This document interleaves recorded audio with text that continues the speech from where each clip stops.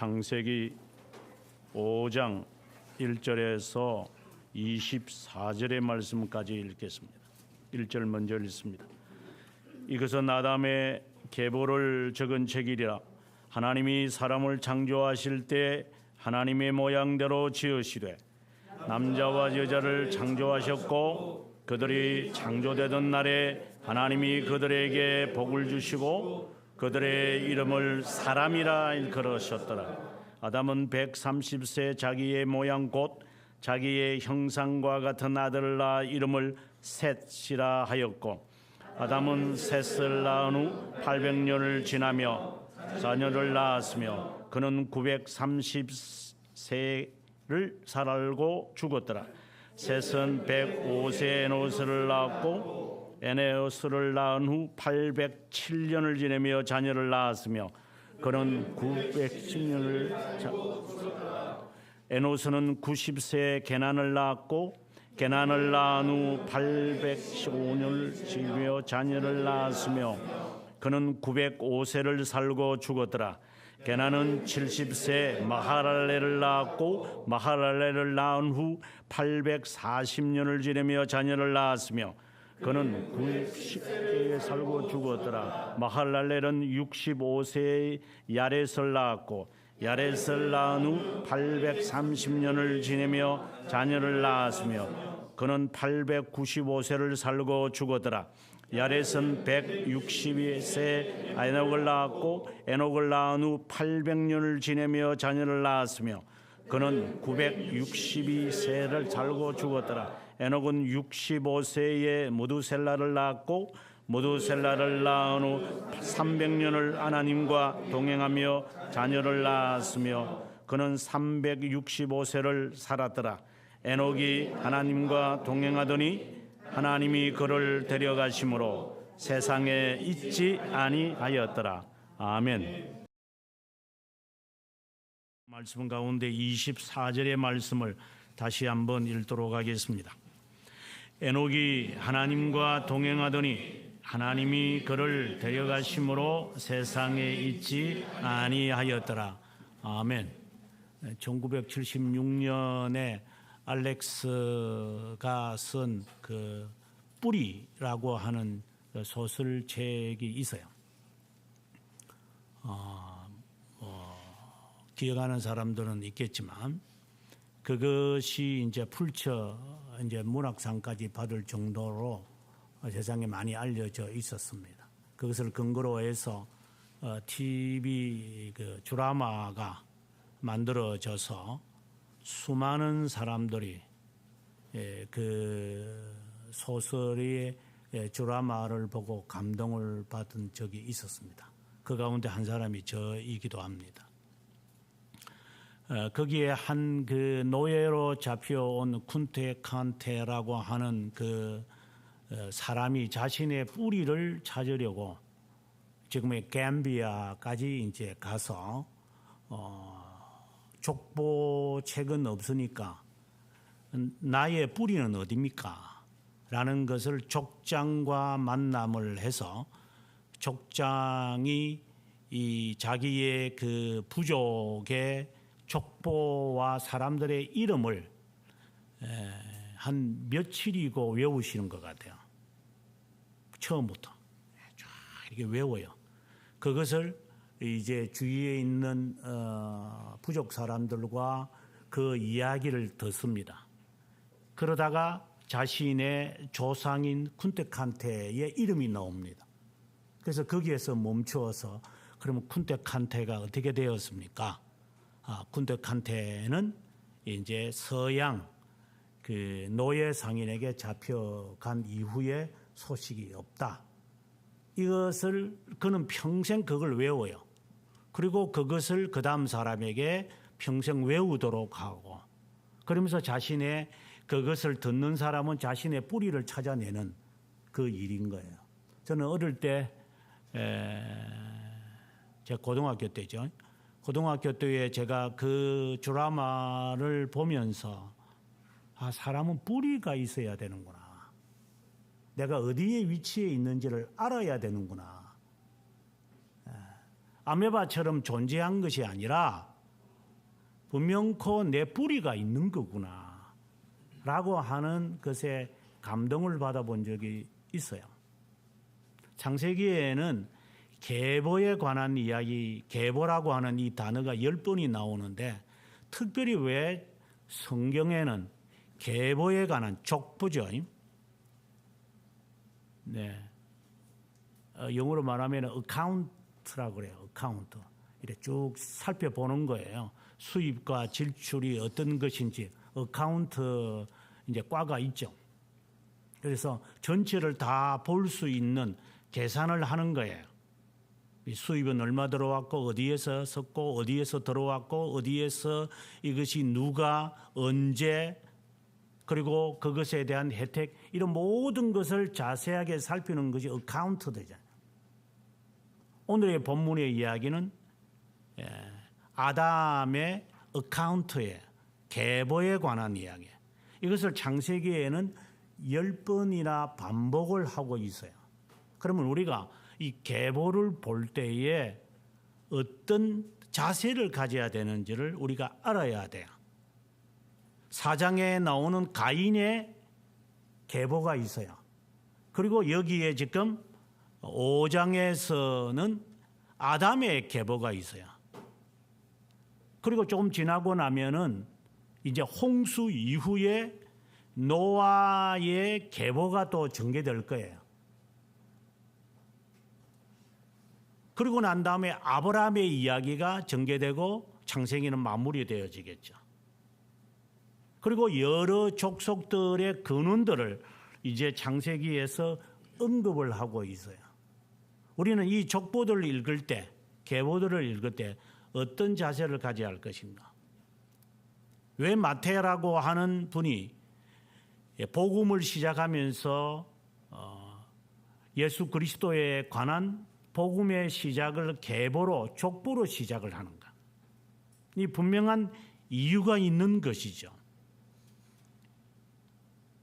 제가 번역한 책 가운데서 이제 이단과 정통이라는 책이 있는데 그 책을 번역을 하면서 저는 많은 그 도전을 참 많이 받았어요. 제가 번역을 잘한 것은 아니겠지만 그러나 그 책을 제가 한국에 처음에 왔을 때 대학마다 가서 강의할 때 그 책을 강의를 했어요. 그 두꺼운 책이지만 그 학생들이 그 책을 고귀성을 학생들에게 알리고 싶고 왜냐하면 이단에 대한 정체를 그만큼 소상하게 학문적으로 역사적으로 자세하게 말한 책은 이 세상에 없기 때문에 최고의 책이죠. 이단에 관해서 아는 어떻게 보면 교과서라고 봐도 괜찮을 거예요. 마치 이레니우스가 180년의 이단들에 대하여 쓴 책 이후에 이단들에 대한 이렇게 자세하게 2000년을 살펴보는 것은 정말 훌륭하다라고 봅니다. 그 책에서 많은 것을 제가 감동을 받았지만 번역을 하면서 제 마음에 처음으로 이렇게 여러 가지가 있지만 처음으로 제에게 충격을 준 내용은 이거예요. 사도행전에 왜 빌라도라는 이름이 등장을 하느냐. 빌라도라는 이름을 우리가 신앙 고백으로 해야 오늘도 우리가 예배를 하면서 했는데 왜 하는 거예요? 본디오 빌라도에게 고난을 받으시고 이런 이야기를 하는데 왜 본디오 빌라도의 이름은 로마 제국의 유다 총독에 불과한 사람의 이름을 굳이 해야 될 이유가 어디 있느냐? 저는 그 질문을 그 책을 통해서 제가 듣게 되었어요. 그때 그 저자가 대답하는 거예요. 예수 그리스도는 신화적 인물이 아니고 비역사적 인물이 아니라 실제 인물이라는 것을 우리가 고백 속에 나타내는 것이다. 역사적 기독교다. 우리가 모태신앙을 하다 보면은 기독교가 마치 붕 떠 있는 것처럼, 그냥 마치 그 뭉게구름 위에 있는 그러한 어떤 유토피아와 같은 것을 성경이 말하고 있는 것이구나. 그래서 교회 안에서는 유토피아를, 밖에 나가서는 세상에서의 삶을 살고, 교회 안에서는 교회 안에서의 룰을 따라 살자, 이런 단순론적이고 이중의 삶을 살게끔 만드는 경우가 많죠. 찬송을 부르면서 우리는 무엇이든지 할 수 있다, 주님은 우리의 앞장서 가신다, 혼미와 비나스처럼 블레셋을 쳐들어갈 때에 법궤 들고 나가는 것처럼. 그래서 본인들도 죽고 지 마누라도 죽고 지 자식도 죽고 지 아버지도 죽고, 이러한 맹신을 하는 사람들처럼 교회 안에서는 신앙으로서는 뭐든지 다 할 수 있다. 그리고 세상에 나가서 세상을 지배하고 리더가 되어라. 그래서 기독교가 세상을 지배해야 된다, 이런 망상, 더 나아가서 성시화 운동까지 해버릴 정도였으니까. 그래서 기독교인이 이 사회의 지도자가 되는 거다 이제. 네, 직장마다, 학교마다, 거리마다 모든 것이 그리스도의 지배하, 완전히 공산주의자들 같아요.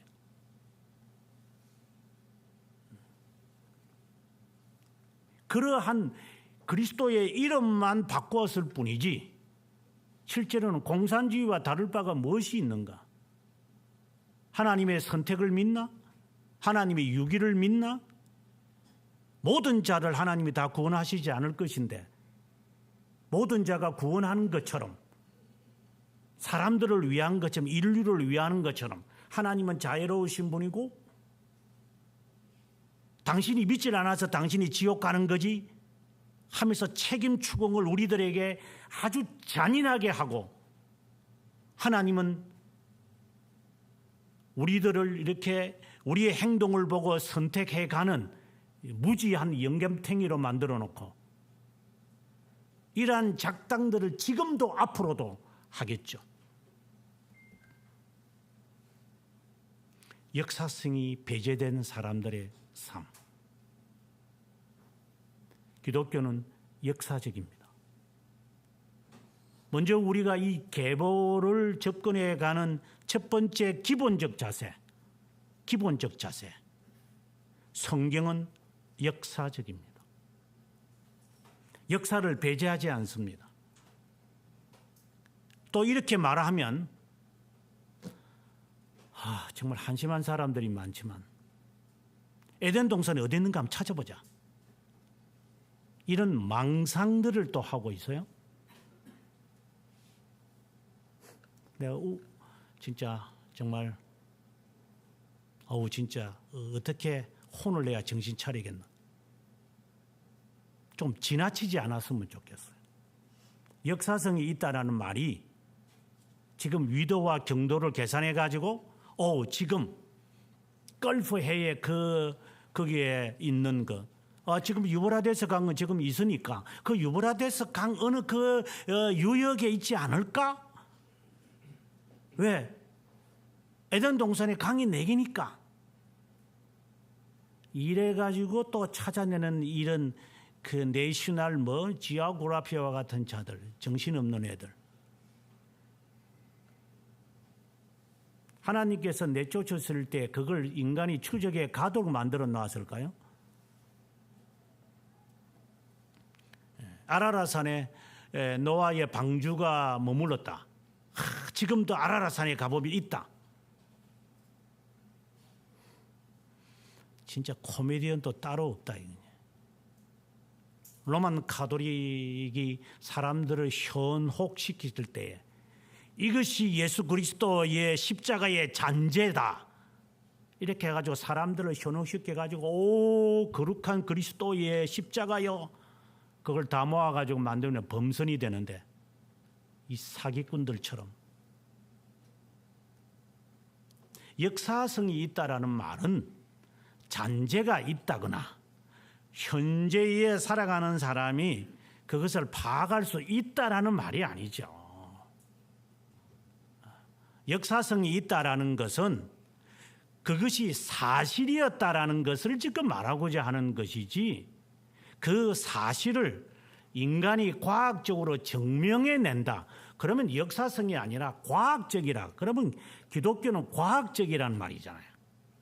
물론 과학적이지 않는 부분은 없지만, 과학적으로 과학성을 가지고 기독교를 해내겠다라고 하는 것이 지나치면 지금도 하나님의 말씀을 따라 물 위에 걸어갈 수 있다. 이게 과학성이잖아요. 그리고 지금도 오병이의 역사가 일어난다. 그렇게 되면 그거는 과학이지, 그건 역사적인 것은 아니죠. 그리고 흉내내는 것이죠. 과학이라는 것은 반복하는 것이기 때문에 반복하면 과학적이잖아요.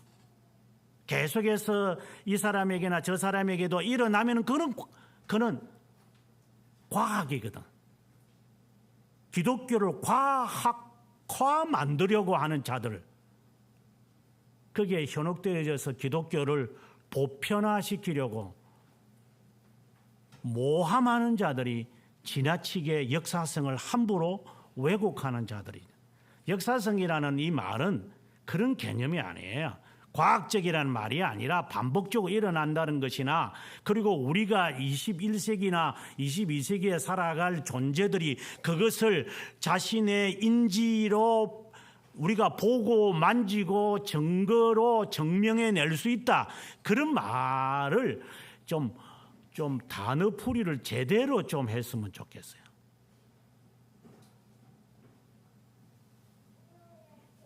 그래서 증명해내서 어떻게 하겠다는 거예요? 증명하지 말라는 게 아니라, 아라라산에 나무 조각 있다. 그래. 그래서 사람들이 그거 믿을 것 같아요? 하나님을? 호기심을 지금 자아내서 호기심을 만족하는 거잖아요. 그런데 현혹되어져서 사람들이 말 타면 경마 들린다 식으로 우 갔다가 우 오고, 기독교를 그따위로 만들어 놓는 자들이 이 세상에 지금도 앞으로도 현존할 거잖아요. 성경은 역사적입니다. 기독교는 역사성을 지니고 있는 것입니다. 무에서 유를 창조하신 하나님이시지만 그것을 이 지상에 하나님이 자신의 존재를 우리들에게 표현해내는 것입니다. 그 내용은 사실을 바탕으로, 일반 역사를 바탕으로 하나님은 자신을 나타냅니다. 그런 의미로 이 창세기를 하나님은 계보들의 이야기를 적게 함으로, 또 계보 이야기하니까 또 어떤 사람들은 또 여기에 나이 한번 계산해 보자. 그러면 6,000년 전에 하나님이 세상을 이걸 뭐라고 말해야 돼요? 가가지고 그냥 꿀밤을 때릴 수도 없고 쓸데없는 짓거리만 하고 있는 자들. 또 그러니까 성경은 6,000년이 있고 실제로 과학적으로 증명해 보면은 수억 년 전인데, 그러니까 성경을 믿을 수 없다. 수억 년이라 하는 애들도 문제고 6,000년이라 하는 애들도 문제고, 그걸 과학성을 가지고 하라고 하는 그것을 우리들에게 빌미로 주려고 얘기했을까? 예를 들어서 여기 보면은 아담의 아들 셋이 있는데 셋이 800년을 지내다가 자녀를 낳았고 930세 죽었다. 와, 오래 살았다. 930년 진짜 오래 살았네. 무드셀라 어이고 969세까지 27절에 보니까 살았다. 우와, 진짜 오래 살았네. 근데 왜 지금은 못 살지? 하니까 이제 창조과학학에서 무슨 과학적으로 증명을 해가지고 오존총이 없어지고 이래서 사람들이 이제는 그 홍수 이후에 하나님께서 인류들에 관해서 120세로 제한을 했다. 이 말씀이 과학적이다. 이렇게 이야기를 하는 걸 제가 들으면서 한편으로는 일리가 있네. 왜 성경이 어떻게 보면 말도 안 되는 이야기죠. 969세까지 살아요. 이것은 신학자들 가운데서 서로 언쟁이 있는 부분이에요. 문자적으로 받아라, 상징적으로 받아라, 그리고 문학적으로 받아라. 다양한 해석이 있어요. 저는 거기에 대해서 어느 편에 들고 싶지는 않지만 계보의 이 숫자를 보면 공통성이 있어요. 다 1000 이하예요. 성경시대에 사는 분은 1000 이상을 계산이 안 돼요. 계산이 안 된다고요. 그래서 성경에는 1000 이상의 개념을 잘 갖고 있지 않아요. 1000 이하의 개념을 가지고 699세까지 살았다. 무드셀라가 이렇게 말할 때는 하나님의 영역에 침범하지 말라고 하는 경고의 메시지가 여기에 있는 거예요. 왜냐? 베드로후서 3장에 보게 되어지면은 하나님에게는 하루가 1000년 같고 1000년이 하루가 같은 이 한 가지를 잊지 말라. 다 숫자가 보면은 1000 이하에 대한 이야기예요. 이것은 나중에 제가 이제 이 족보를 제가 해석하면서 여러분들에게 설명하겠지만, 과학적으로 자꾸만 증명하고 6000년이다 이야기를 하니까 제가 먼저 지금 끄집어내서 이야기하는 거예요. 이는 숫자적으로 보면 안 돼요. 문자적으로 뭐 보고 싶은 사람 보세요. 그건 뭐 알아서 자기가 하는 거니. 그것은 뭐 신앙의 별 중요한 것도 아니고, 단 중요한 것은 바벨탑을 쌓지 말라라고 하는 거예요. 하나님의 영역에 넘어서지 말라라고 하는 경고지요. 900년을 살았던 800년을 살았던 700년을 살았던 그는 중요한 것이 아니라 하나님의 영역에 살지 못할 것이다. 다른 말로 영원하지 못할 것이다. 죄로 인하여 너희는 죽는다. 그래서 이 계보에서 오늘 말씀에 보면 5절에서 죽었다, 8절에서 죽었다, 11절에 905세를 살았는데 죽었다, 14절에 죽었다, 17절에 죽었다, 20절에 죽었다. 그런데 24절에 가서는 세상에 있지 않은 에녹을 이야기하고, 그리고 무드셀라가 27절에 죽었다 이렇게 이야기를 하고, 낳고 죽었다, 낳았고 출생하고 죽었다, 이런 이야기의 반복이에요.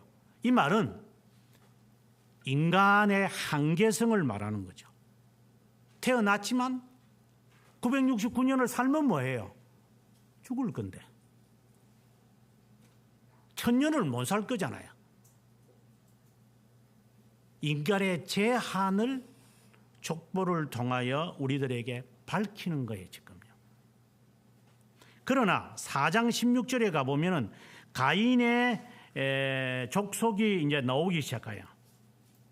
근데 거기는 뭐 낳았다 뭐 이렇게 낳기는 잘 나요. 어쨌든 낳았는데 죽었다라는 단어를 쓰지 않아요. 이미 죽은 존재들이기 때문에. 그런데 아담이 셋을 낳고 셋이 이제 자녀들을 낳는 이것에 태어나는 것을 공통적으로 언급을 하지만 죽는 것을 이야기하고 죽지 않은 한 사람을 돋보이기 위함이죠. 우리는 여기에 이제 이 계보의 실마리를 찾아가기 시작하는 거예요.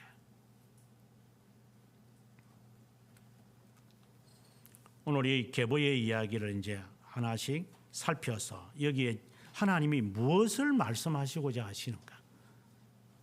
저는 개인적이지만 이 족보 설교하고 싶지 않았어요.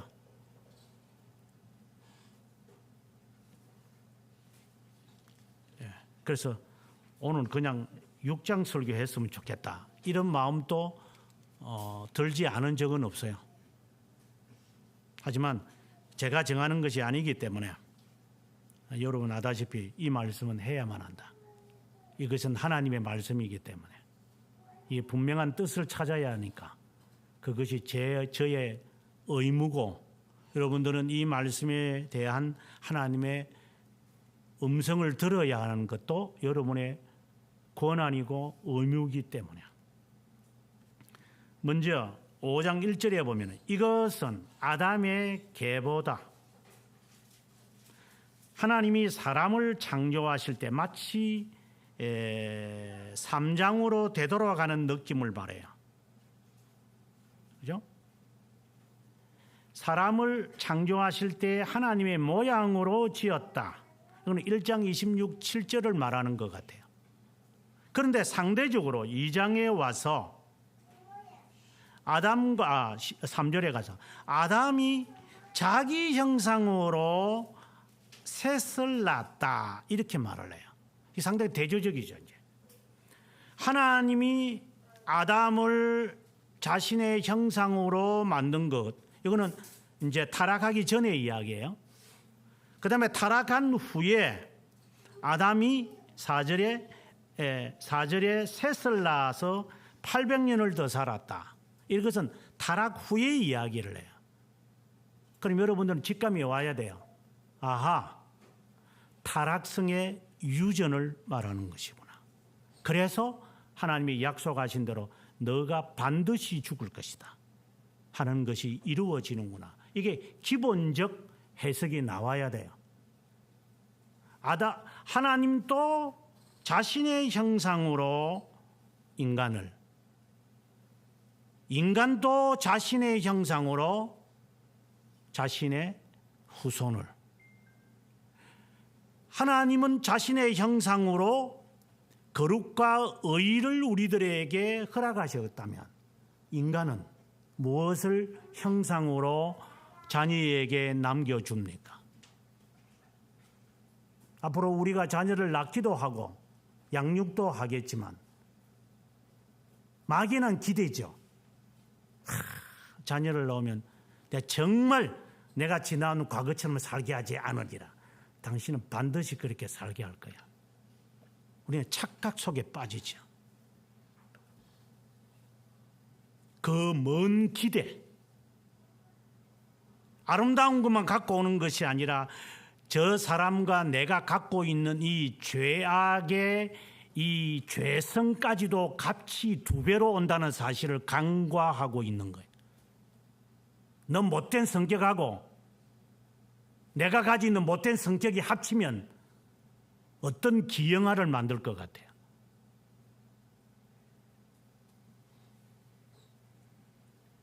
우리의 형상의 전수는 죄성의 전달이다. 그렇다고 자녀 놓지 말라는 게 아니라 성장하고 번성해야 되니까 하나님의 명령을 따라 하지만 그것을 염두에 두라고 하는 것이지 하지 말라는 게 아니죠. 그 죄성이 여전히 가는구나, 여전히 죽는구나. 아담이 노아가 태어나기 전까지 살아요. 지금 여기 보면 800년을 더 살았다고 했으니까 계산해 보면 그냥 숫자 계산을 집에 가서 해보시더라도 노아 때까지 살아남아요. 아니 그 노아 때까지 아니요, 에녹 때까지 살아남아요. 그 무엇을 말했을 것 같아요? 아담이 에덴 동산에서 쫓겨나서요, 셋이 있어요. 그 다음에 셋이 다시 아들 낳아서 에노스를 낳아요. 아들이 지금 6대 손이 지금 지나가면서 6대 손을 보는 거예요. 무엇을 말해줬을 것 같아요?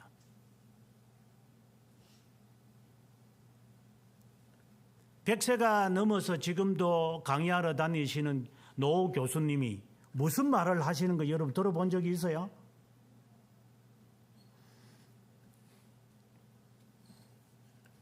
(800년을) 더 사는 아담이 자신의 6대 손을 바라보면서 무엇을 말해줬을 것 같아요?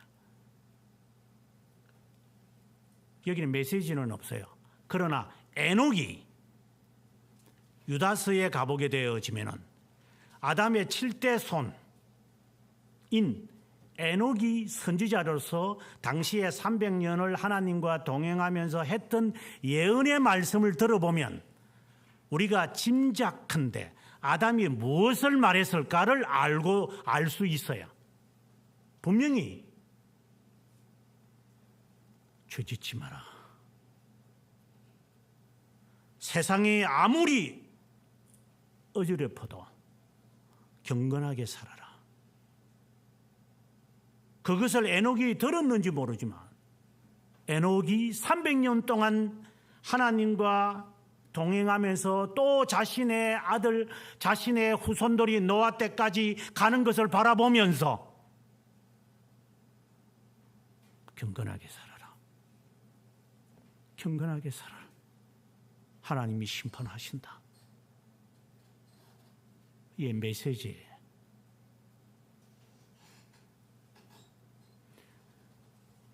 지금도 아담이 만약에 이런 과거를 가정을 할 수 없다는 것을 우리가 정해놨다고 하더라도 아담이 우리에게 하고 싶은 말은 하나님의 자녀답게 살다가 오너라.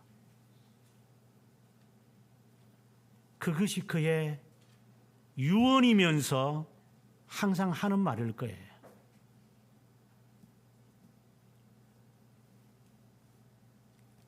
아담이 셋만 나온 거 아니에요. 여기 보면 4절에 보면은 800년을 지내며 자녀들을 낳았다. 어떤 자녀들을 낳았을까요?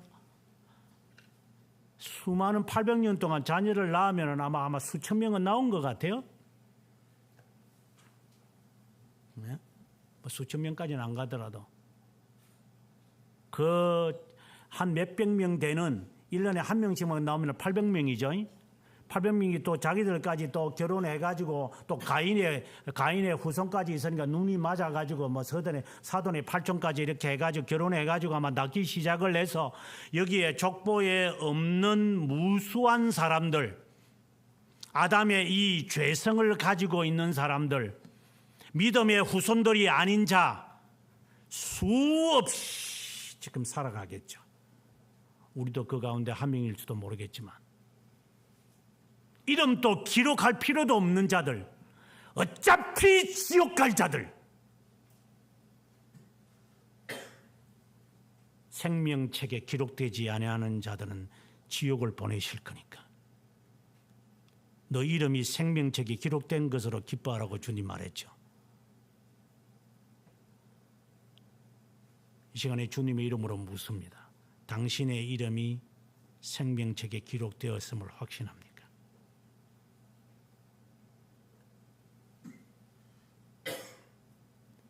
그 확신이 없다면 당신은 영원히 죽을 운명이다.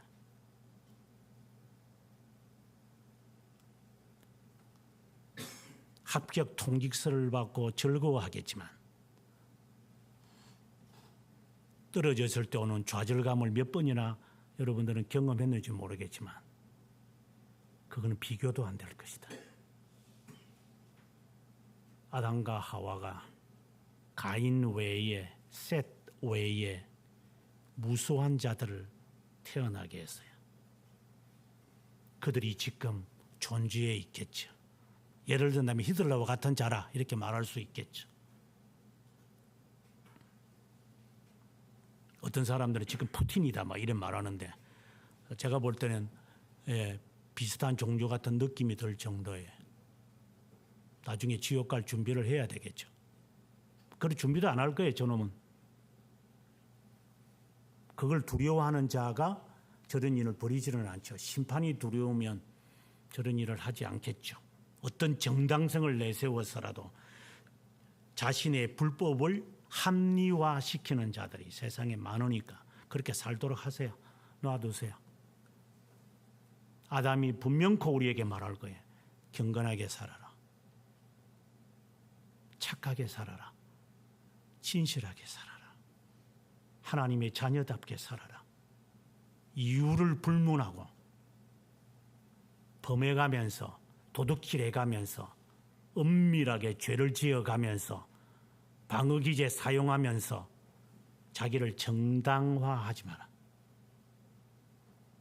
하나님이 홀이라도 남김없이 심판할 것이기 때문에 저도 쓸 것이고 여러분도 쓰겠죠. 피할 수 없을 거니까 그때 가서 봅시다.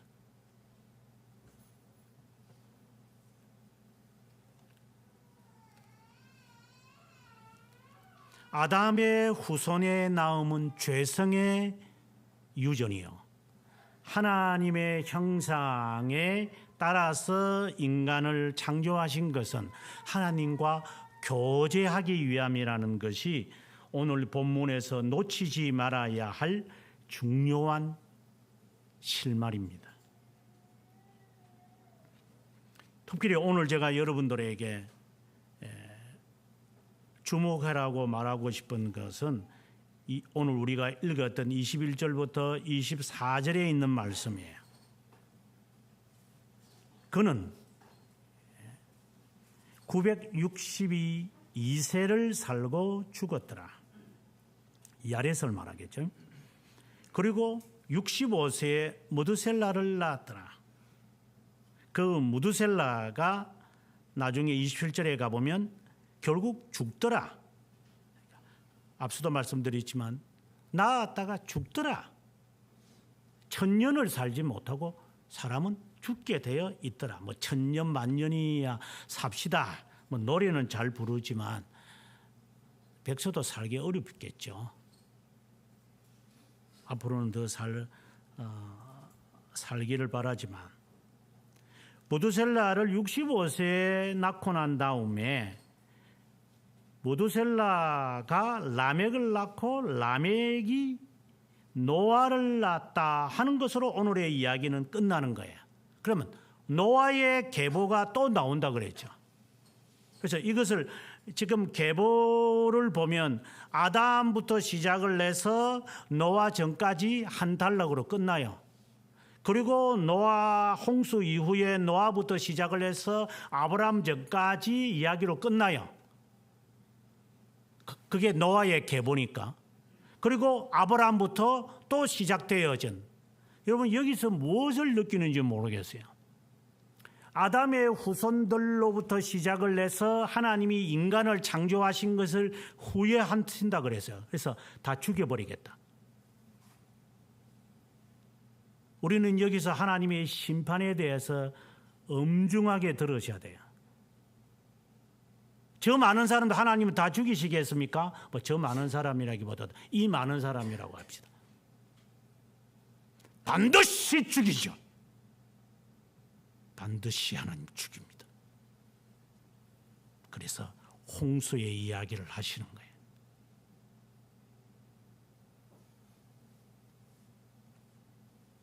이거는 진리입니다. 1000년도 못 살고 죽을 겁니다. 니는 나도 그 후에는 영원한 저주가 있을 겁니다. 이것이 계보의 단락을 통하여 깨달을 수가 있는 것. 죽는다. 1000년도 못 산다. 하나님은 다 죽여버린다. 너희 8 식구 외에는 내가 다 죽이마. 하나님이 화를 내시는 거죠. 어떻게 본다면 우리가 보는 측면이에요. 이거는 하나님이 화를 내시진 않죠. 이건 심판을 말하는 거예요. 내버려 두심. 그 중에서 심판하시고 난 다음 노아에 관하여 하나님이 평가를 내려요. 우리가 여기에 성경에 보게 되어지면은 제가 여기에 인용을 우리 주보에 제가 인용을 해놨을 거예요. 이게 보시면은 9장 28절 29절에 보면 홍수 후에 노아가 350년을 더 살았는데 이제 600세에 홍수가 당했죠. 그의 나이가 950세가 되어 죽었다. 그 다음에 여기는 제가 인용이 덜 되는데 29절에 가보게 되어지면 그가 하나님과 동행했다라고 되어 있어요. 당대에. 오늘 우리가 에녹의 이 말씀을 보면 지금 에녹의 이 말씀을 볼 때에 에녹에 대한 평가예요. 24절에 간단하게 에녹은 하나님과 동행했다. 노아도 하나님과 동행했어요. 아브라함을 가리켜서 야고보는 하나님의 친구라고 말을 해요. 하나님의 형상을 따라 지음을 받은 아담,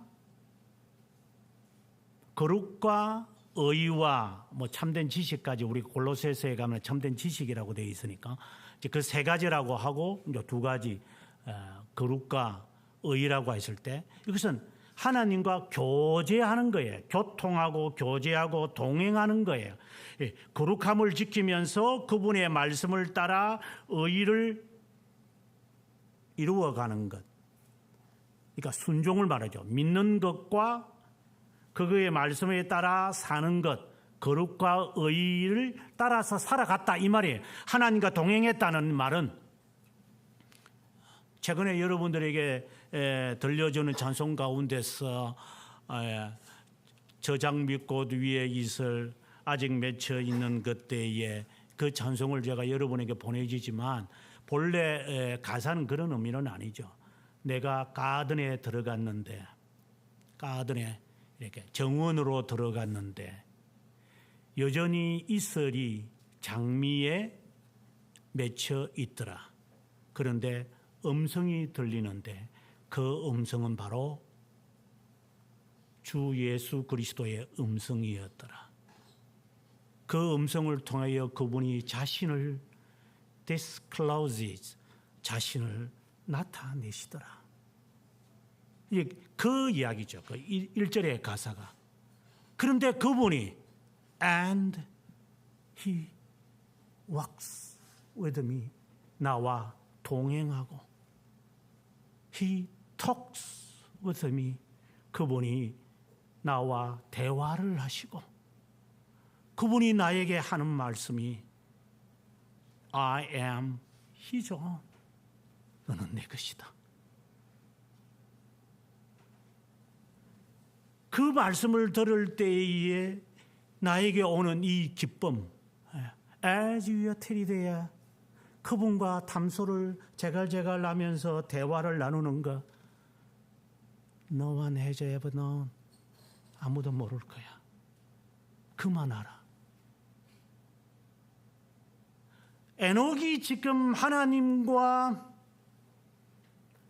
오늘의 이 그 찬송을 같이 이렇게 연관을 지을 수 있는지는 모르지만 연관을 억지로 우리 끼워 맞춘다면은 주님과 대화하면서 모세가 하나님과 대화하는 것을 여호수아가 목격하잖아요.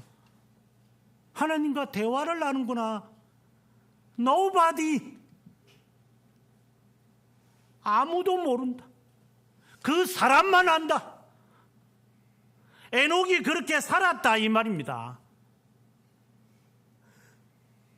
그 사람이 바로 노아였고 그 사람이 바로 아브라함이었고 그 사람이 바로 모세였고 그런 사람이 바로 다윗과 같은 자였어요. 그런 사람이 있어요 이 세상에.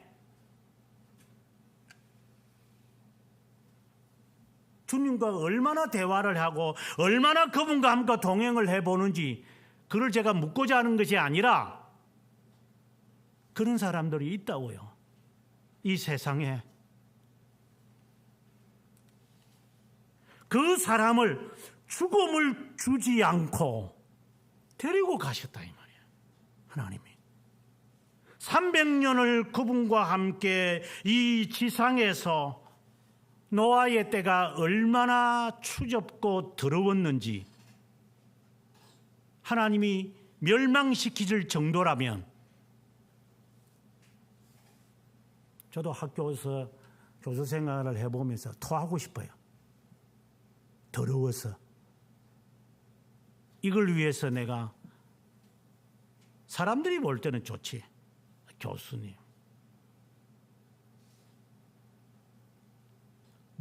그렇다고 제가 깨끗하고 청렴하다 이 말을 하라는 게 아니라 그렇지 않은 데가 있겠어요. 그래도 좀 나아야 되지 않겠어요? 목사들을 만들어내는 데래. 공장이잖아요. 적어도. 목사 만들어내는 빵집. 그거 더러우면 세상은 얼마나 더럽겠어요. 구역질 나죠. 정말 이 부푼 꿈을 갖고 정말 순전한 이 학문의 전당이 돼야 되겠다. 그 꿈이 와르르 무너질 때, 내가 부족해서 그렇겠구나 하는 생각이 1차적이었고, 두 번째 생각은 똑같구나, 다 더럽구나. 교회도 마찬가지고, 어느 교회에서 이 세상 깨끗한 것을 보겠어요? 새로운 교회에서요? 꿈 깨십시오.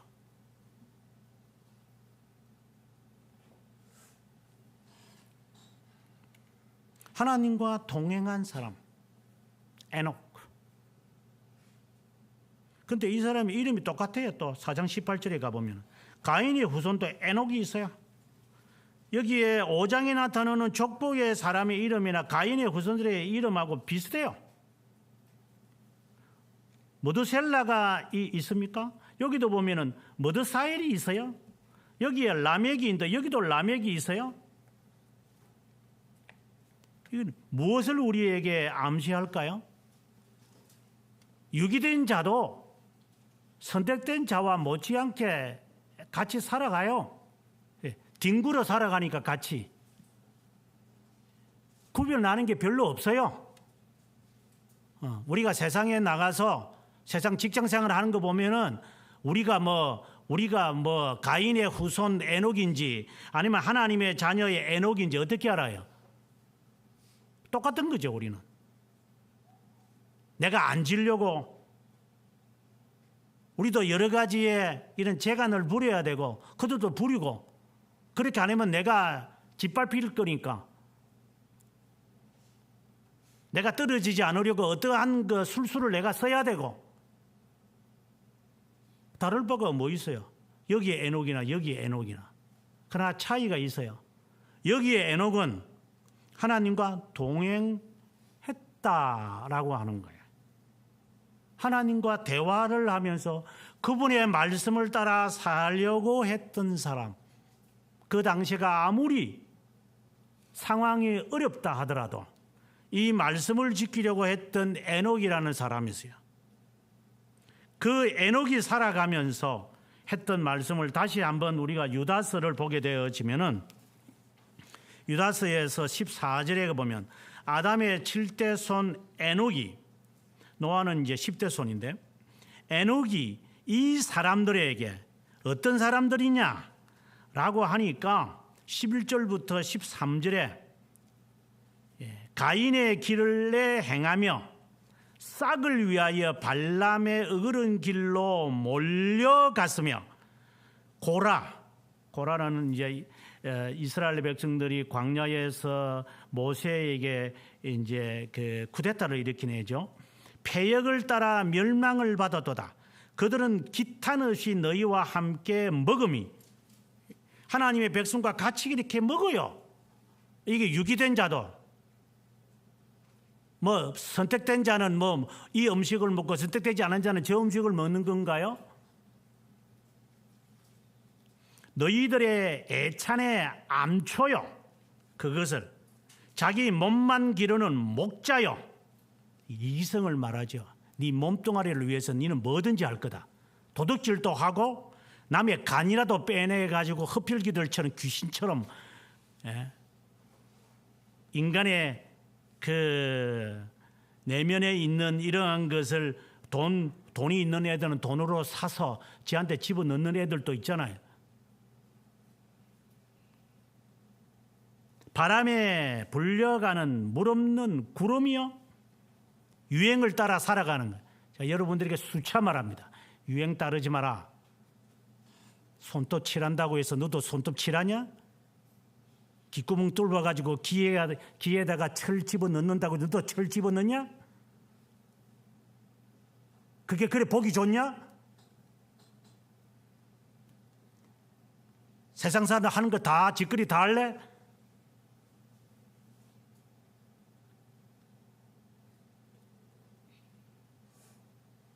비도 내리지 않는 아무 의미도 없는 구름 덩어리들처럼 폭풍만 일으키는 구름.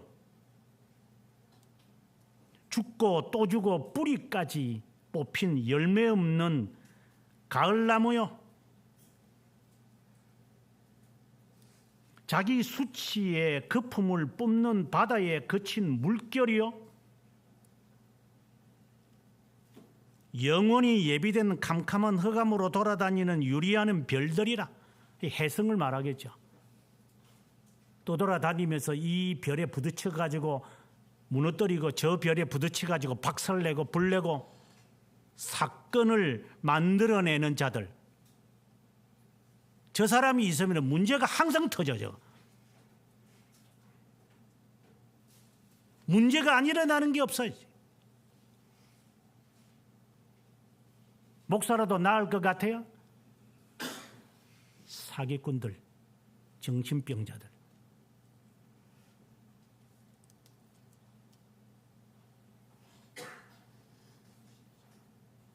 바람잡이들.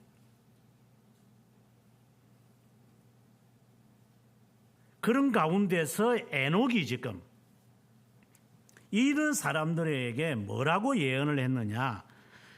주께서 수만의 거룩한 자와 함께 임하시더니 심판을 말하지요. 왜 하나님이 심판을 하시겠다고 하실까요? 뭇 사람을 심판하사 경건하지 않은 자가 경건하지 않게 행하 안한 모든 경건하지 않은 일과, 그러니까 쉽게 말하면 유기된 자가 불경건하게 살면서 만들어낸 여러 문제들, 하나님 그거 심판하실 거다 이 말입니다. 지금 이 나라에 돌아가는 정치하는 애들과 같은 것들이죠. 감옥에 갈 것 같으니까 빨리 법을 통과시키겠다는 애들이나 그걸 억지로 타협을 해서 하는 애들이나 똑같은 놈들 아니에요?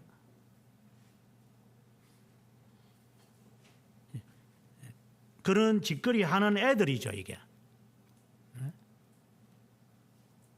그리고 그 다음에 계속해서 또 경건하지 않은 죄인들이, 유기된 자들이라고 합시다.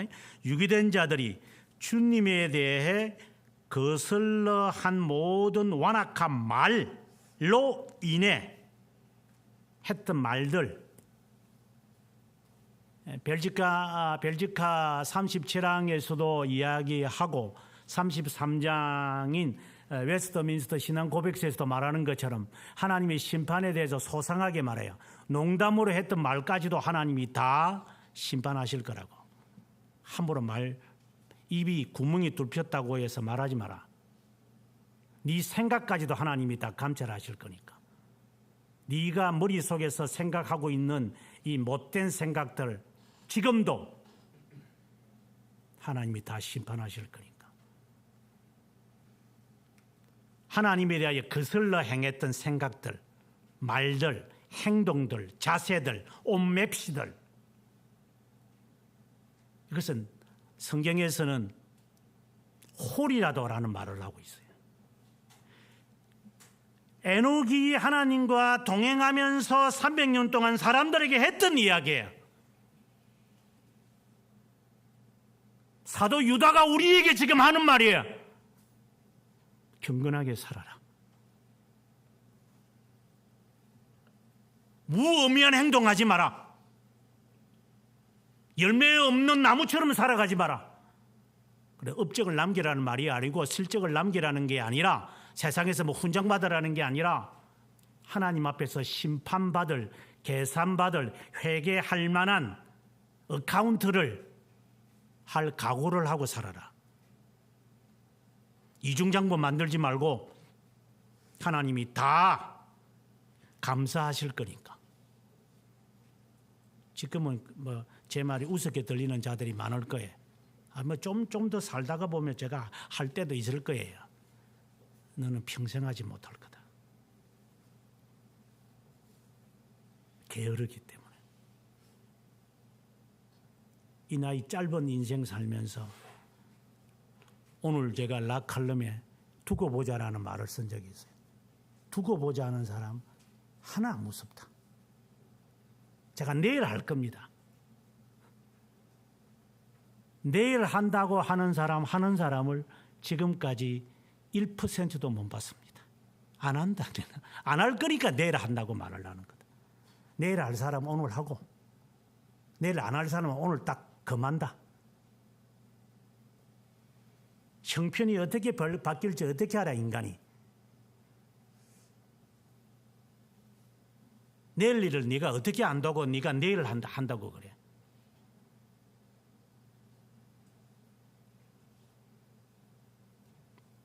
오늘 하는 거예요. 오늘 하지 않으면 당신은 평생 안 할 사람이에요. 게으른 사람.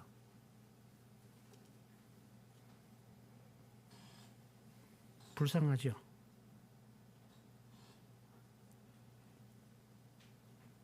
그런데 여기서 우리가 놓치지 말아야 할 중요한 진리가 에녹을 통해서 깨닫게 되어져요.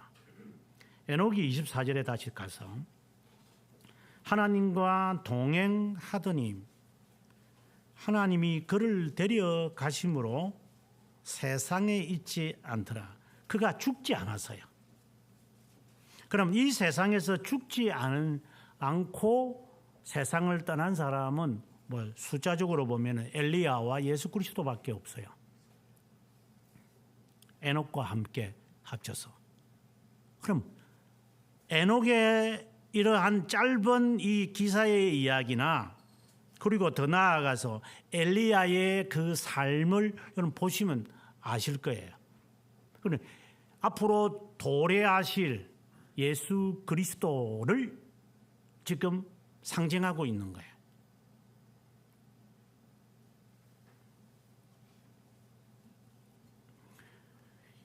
지금 앞서서 제가 말씀드렸다시피 사람이 낳고 죽는 이야기를 해요. 아담은 하나님으로부터 이 지음을 받을 때에 하나님과 동행할 것을 약속받았어요.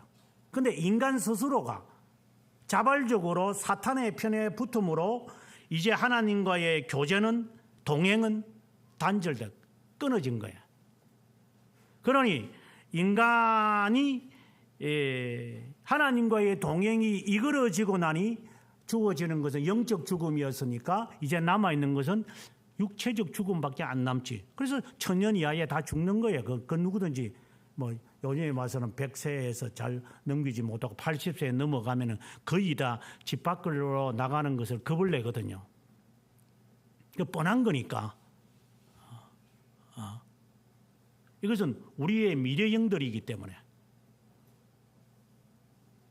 그런데 그 죄 가운데 죽을 수밖에 없는 죄 가운데서 하나님은 에녹을 그냥 데리고 가셨다. 이 말은 죄의 오염이 없는 분이 있을 것이라는 것을 에녹을 통하여 지금 명시하시는 거예요. 이렇다면 하나님과 동행한 에녹은 예언으로서는 경건하라고 이야기를 하고 세속에 물들지 말라고 이야기한 거지만 실제로는 예수 그리스도의 말씀을 선포한 거죠. 예수 그리스도의 모습을 본 거죠. 그래서 자신의 아들을 모두셀라라고 했던 이유는 모두셀라라고 하는 이름의 뜻이 너가 죽었을 때 세상은 심판한다는 뜻이잖아요. 그래서 에녹이 아마 이야기했을 것 같아요. 모두셀라에게도 이야기하고 모두셀라가 라멕이라는 아들을 낳고 난 다음에 이야기했을 거예요. 내가 죽는 날이 바로 심판이다. 노아는 그것을 500년 동안 들었을 거예요. 할아버지를 통해서 아하, 세상은 종말이 있군요. 종말이 있습니다. 그래서 하나님께서 그에게 야 노아야 너 방주 지어라 라고 할 때에 라멕이 가만히 있었겠어요? 너 지어야 될 거야. 그러나 모두셀라도 그렇고 라멕도 그렇고 그 전에 세상을 떠나겠지만 너는 살아남아야 하니까 방주를 지어라. 예. 언제까지 지어야 됩니까? 얼마나 지어야 됩니까? 그냥 지어라. 언제 주님께서 비를 내리칩니까? 이 맑은 대낮에 지어라. 너가 하는 것은 짓는 것밖에 없다. 그 말을 들을 사람이 우리의 몇 %나 될 것 같아요. 어떤 목사님들은 그런 말을까지 하는 분들이 있더만요. 당신은 방주를 얼만큼 지었습니까? 나는 아직 나무도 안 해왔는데 언제 이게 300규빗을 만들지 이거? 129빗을 언제 올리지 이거? 그걸 100년 동안 유지하고 있는데 지금 비는 안 오고 계속 지어야만 해. 사람들은 조롱하고 저기 미쳤나 저게. 저기 죽을 달이 다 돼가지고 치매가 걸리지. 저게 왜 방주를 짓는 자냐 저게. 할 짓이 없냐? 아들 손자 며느리 뭐 그때 며느리가 없었겠지만 아들 손자가 아들하고 며느리 합쳐가 8명이 지금 뭐하는 짓거리야 저거 지금. 하지만 지어야 돼. 하나님이 심판할 거니까. 얼마나 지었는지를 저는 여러분에게 묻지는 않겠어요. 순종할 각오가 되어 있는가? 이 말은 묻고 싶어요.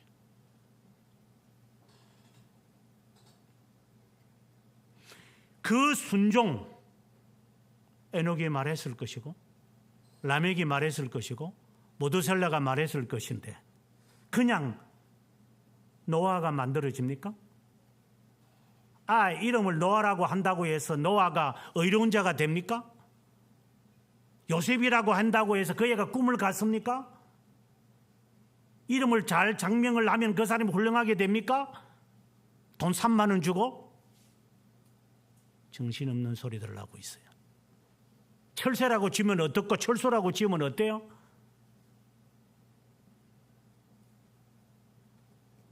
$15만 원만 주면 이름 언제든지 바꿔 채우는데 미국에서는 성까지도 바꿔요. 내 마음에 안 든다. 그래서 킹이라는 성이 있어요. 어떤 사람들은 여성은 퀸이 있더라고. 퀸. What's your name? My name? Queen. Are you king? Yep, I am queen. 예, 미국 가셔서 이름 마음대로 바꾸세요. 우리나라도 합리성만 있으면 이름 마음대로 바꾸죠. 그래서 제 후배 교수가 자기 이름은 나라고 돼 있고 제 이름이 라니까 그래 부러웠던가 봐요. 그래서 교수님 저도 이름 바꾸기로 했습니다. 어떻게? 라시로. 그래서 변호사 사가지고 지금 절차를 밟는데 잘 안 되네요. 그래서 이름 바꾼다고 뭐 나시가 라시가 되냐? 그분을 두고 하는 말이 아니라 그는 옷 하나 바꿔 입다고 해서 인간이 바꿔질 것 같아요?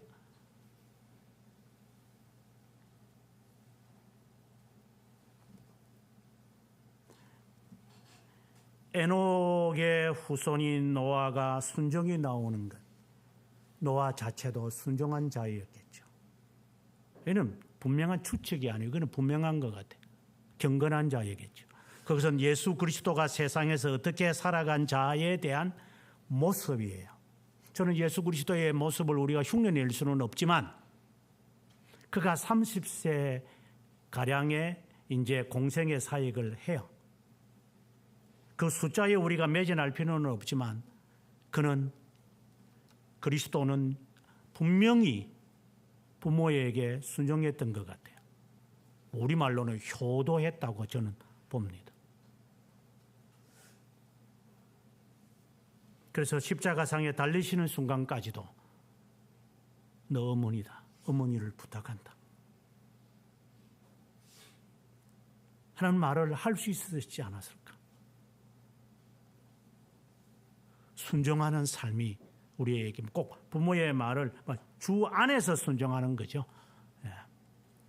지난번에 제가 부모 공경이라는 개념을 제가 설명을 했기 때문에 반복은 하지 않겠습니다만 순종이 우리에게 체득화되어 있어야 돼. 체득화.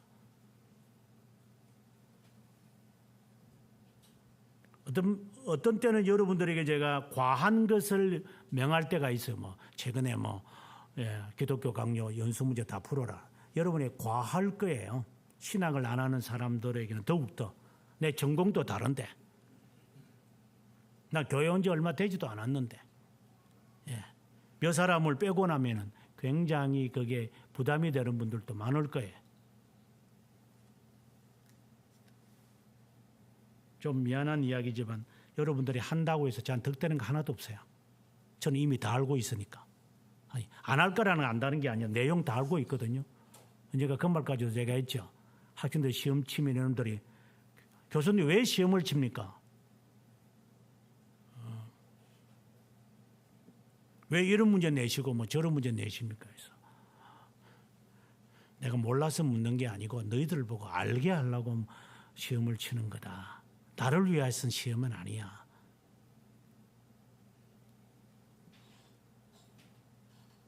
순종, 그리스도의 순종. 하나님과 동행하신 그분이 하나님이시고,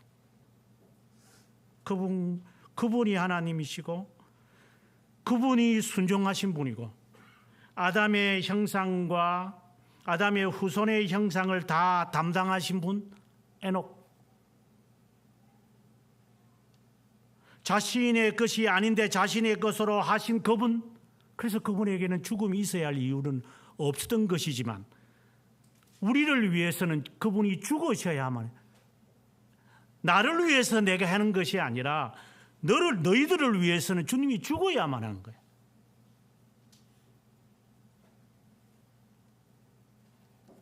주님을 위해서는 우리가 못할 게 뭐 있어? 주님이 나를 위해서 하셨는데,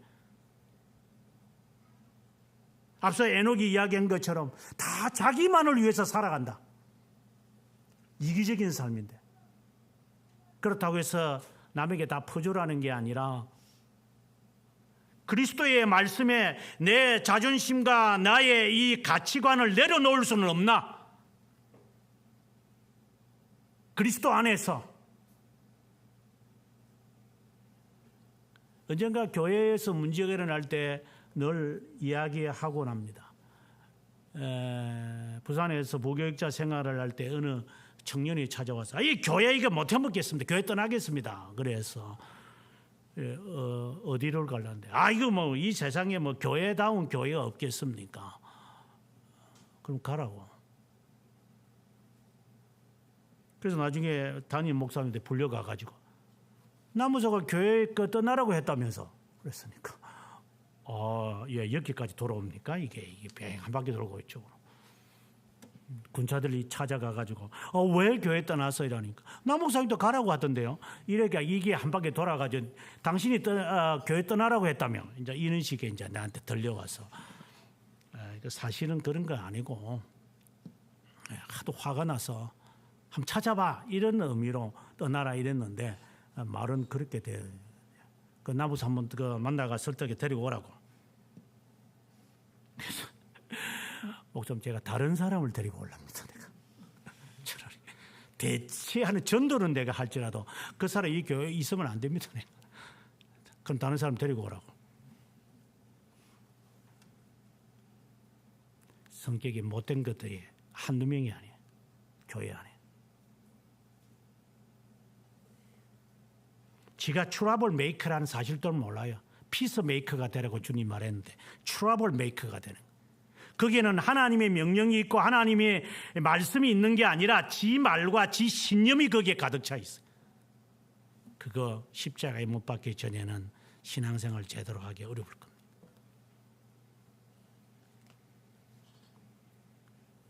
자경하는 자이기 때문에. 그리스도가 나를 위하여 순종하셨고 내가 죽어야 할 자리에 대신 죽었다면, 지금 에녹이 죽지 않고 하나님에게로 불림을 받았다면 동행한 자이기 때문에 그런 것이 아닐까. 우리가 주님의 그리스도의 보혈로 용서를 받고 어렵다 여김을 받은 자이기에 우리가 죽어야 할 이유는 없죠. 지옥에 가야 할 이유는 없겠죠. 그분 때문에. 그래서 우리가 할 수 있는 말은 그 은혜를 받았다면 경건하게 살자. 경건치 않은 자들 가운데 살더라도 경건하게 살자. 예수쟁이다라고 하는 이 프랭카드를 들고 다닐 필요는 없지만 경건하게 살자. 그런 자가 에녹과 같은 자다. 안 죽은 것에 초점이 있는 것이 아니라 대신 죽은 자를 생각을 해야 돼. 심판을 받지 않는 것에 관심이 있는 게 아니라 심판받은 분을 기억을 해야 돼요.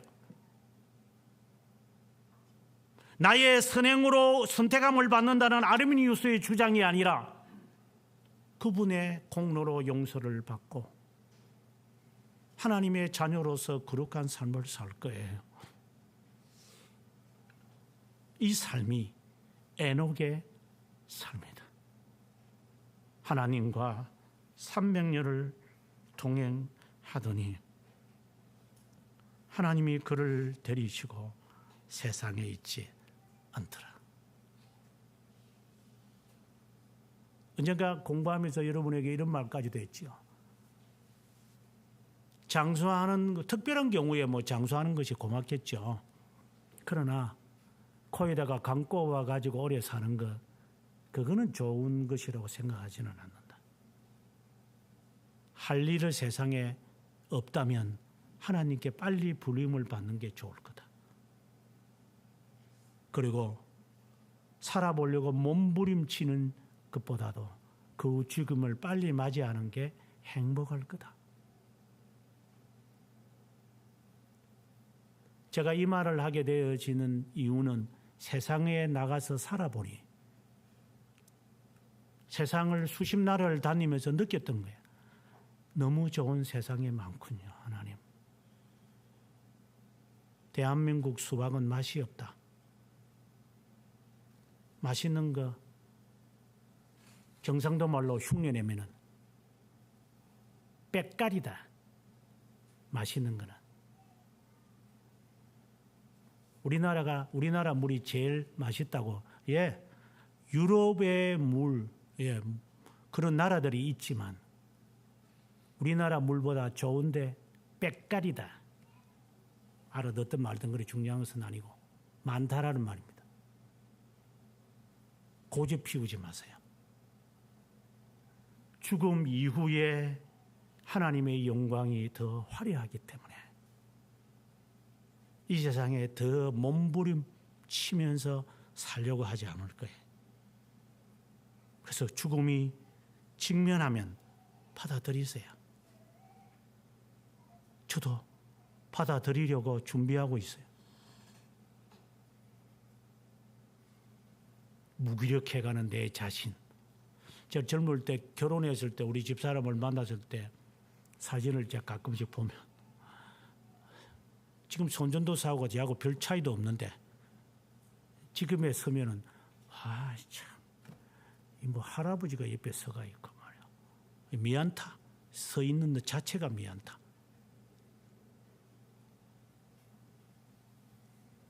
얼마나 너 그 꼴불견을 보려고 더 오래 살려고 그러냐. 주님이 부르시면 가자. 그냥. 하나님이 부르시기 전까지는 하나님과 동행하자. 그것이 에녹이 우리들에게 주는 교훈입니다. 다 같이